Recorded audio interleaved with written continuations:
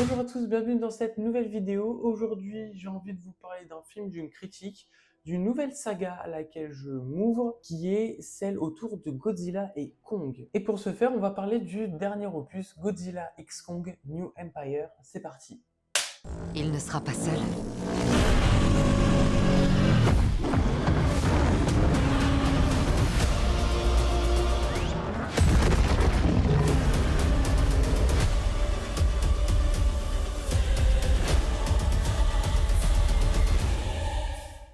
Alors, avant de commencer la critique, pour vous résumer l'histoire sans vous spoiler et par rapport à ce qu'on voit dans la bande-annonce, je pourrais vous dire que on a d'un côté Godzilla, de l'autre côté Kong. Les deux vont devoir s'allier pour venir à bout d'une menace qui semble être insurmontable sans cette alliance. Voilà, je peux pas faire plus simple sans spoiler ni dévoiler quoi que ce soit. Cette vidéo, je pense qu'elle va être relativement courte étant donné que j'ai pas énormément de choses à dire dessus ou que c'est plutôt rapide ce que j'ai à dire.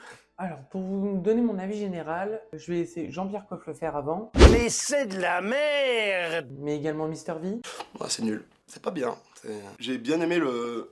Bah rien en fait. J'ai pas aimé, oui, j'ai pas aimé ce film, et c'est peut-être l'un des moins bons que j'ai vu depuis longtemps. Alors je répète, ce n'est que mon avis, si ça se trouve, certains d'entre vous, c'est le genre de film qui vous convient, qui vous plaît, donc je vous invite à aller au cinéma, vous faire votre propre avis. Et je vous invite aussi à rester sur cette vidéo, parce que si ça se trouve, là je vais avancer des arguments qui vont vous convaincre d'y aller ou non. Oui, je dis que j'ai pas aimé, cependant, il y a quand même des choses à noter qui peuvent être sympas, notamment, déjà, tu n'as pas forcément besoin de voir les opus précédents. C'est toujours intéressant, sachant qu'ils sont en train de créer un monsterverse entre Godzilla et Kong, je sais plus comment ils s'appellent ça, mais c'est pas forcément nécessaire parce qu'ils te font un genre de recap inclus dans le film, dans l'histoire, qui te résume un peu tout ce qui s'est passé avant, qui est tel personnage, où on l'a vu avant, et quels sont les enjeux des précédents films, tout ça. On a, comment dirais-je, une vision globale de l'histoire avant d'aller en profondeur dans celle de ce film Godzilla x Kong. Donc ça, on va dire que c'est plutôt bien. Et après, l'autre point positif qui n'est pas négligeable, il faut l'avouer, c'est quand même que les scènes de combat sont relativement sympas. Ce qui est plutôt bien quand t'as Godzilla et Kong et que le but de ce film, c'est quand même qu'ils se mettent sur la gueule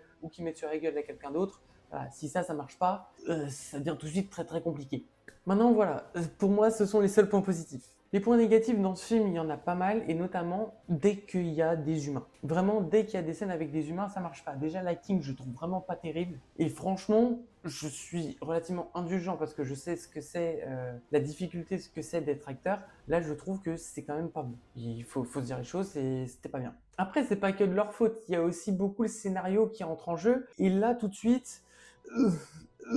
ça commence à être chaud. Je trouve qu'il y a des facilités scénaristiques un peu partout, et notamment ça se voit à travers les dialogues de chacun des personnages, parce que j'ai l'impression que chacun d'entre eux m'ont pris pour un con pendant 1h55. Je déconne pas, c'est vraiment la sensation que j'ai eue. Pourquoi? Parce que dès qu'ils faisaient une action, ils le décrivaient. Par exemple, c'est peut-être qu'il faudrait que je pointe ça du doigt, ou peut-être qu'il faudrait que je me dirige vers ce coussin pour l'enlever par la suite.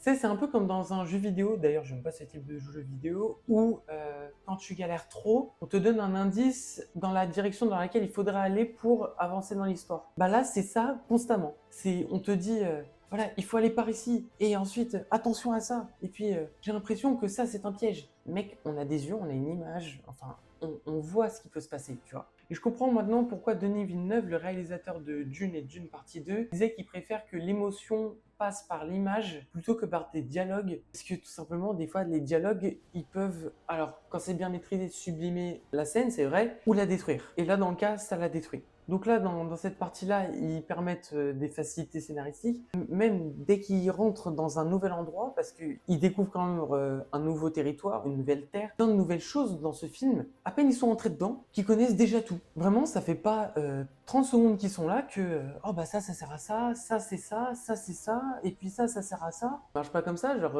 mais même des scientifiques qui se sont penchés, mais genre je ne sais combien d'années sur un seul et même projet, ne connaissent pas tout de l'endroit qu'ils vont découvrir, tu vois. C'est comme si tu prenais Avatar de James Cameron et que en arrivant chez les Na'vi, alors qu'il a été briefé et tout, Sully il va dans leur culture et il connaît déjà tout, il sait déjà tout ce qui se passe, comment faut faire, comment ça fonctionne. Bah non, déjà ça tuerait le film comme ça le fait là avec Godzilla x Kong, et surtout bah il y a toujours une différence entre ce qu'on t'apprend et la réalité. Et ça vraiment ça n'a été n'était mais absolument pas pris en compte dans ce film. Et c'est vraiment ça que je lui reproche. Non, vraiment, j'ai bientôt fini sur les dialogues, hein, mais c'est vraiment le truc qui m'a posé problème, notamment parce que, oui, en plus de ça, c'est pas ultra élaboré. Alors, on n'est pas là pour ça, on n'est pas là pour faire des dialogues riches et tout, assez variés, où on essaye de mettre de l'intensité dans une scène. Quoique certaines fois, ça aurait été peut-être bien, mais je trouve qu'il y a un minimum à fournir, tu vois.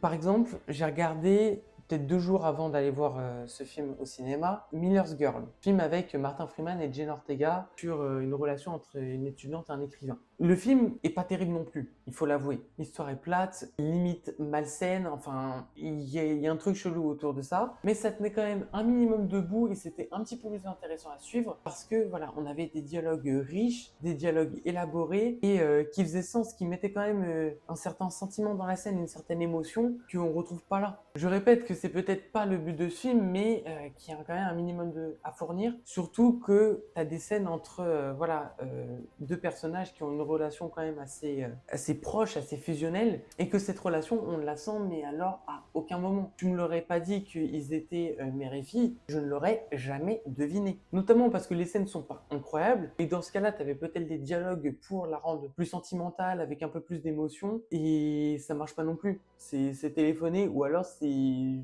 trop simple. Voilà, ouais, ça m'a vraiment posé beaucoup de problèmes cette partie-là. Voilà, moi je vous ai donné mon avis sur ce film que je qualifierais de basique. Après, si ça se trouve, c'est le genre de film que certains d'entre vous vont kiffer, voilà, où ça se tape, où ça se cogne, où ça détruit des trucs, des bâtiments, des objets, etc.